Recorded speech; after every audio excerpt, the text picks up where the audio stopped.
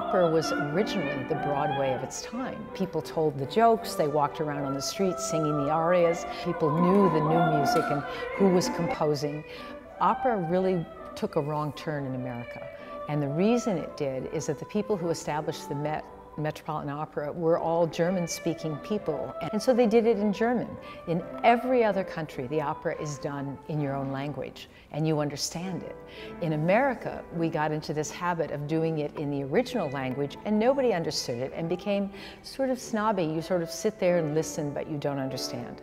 And I'm very excited about productions like Opera Fest, or festivals like Opera Fest, where the young singers are learning to present it in a very real fashion and connect. The idea of the whole thing was to give young singers, they're all in high school, the opportunity to be really in an intensive 2-week program where they could really hone their skills. They're all born with beautiful voices, but they have to think about a lot of things. They have to think about the placement of the sound to make it beautiful. They have to think about the words. They have to know what the words mean.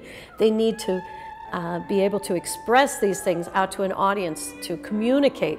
So they have the acting as well, and they're beautifully learning to put all of this together. The arts, especially singing and music, is something that's passed down from teacher to student.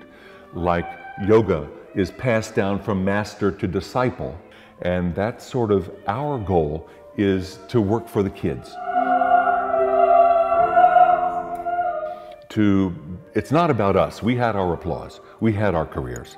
And now it's our turn to give that and pass this knowledge on, and pass especially the passion and the love for opera that we have. It's a multifaceted art form.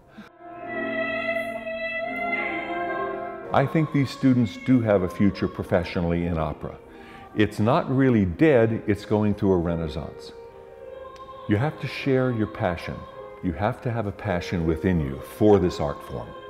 And the more enthusiastic you are, they see, well, gee, if he likes it, or gee, that really is cool. Costumes are cool. That's a great thing about opera. Even if you don't like the music, you can sit there and watch the scenery if you're a visual person. Or if you don't like the music, then you can watch the costumes if you're a fashionista, and see what they looked like in the 17th century or the 18th century. So we need to reach out to the audience instead of expecting them to come to us, to show them that this opera really has so many facets, and that you had so many different opportunities and things you can look at while you're going to the opera. I would say the best aspect of this entire thing is that when the kids go back, they're so much more developed than where they were before.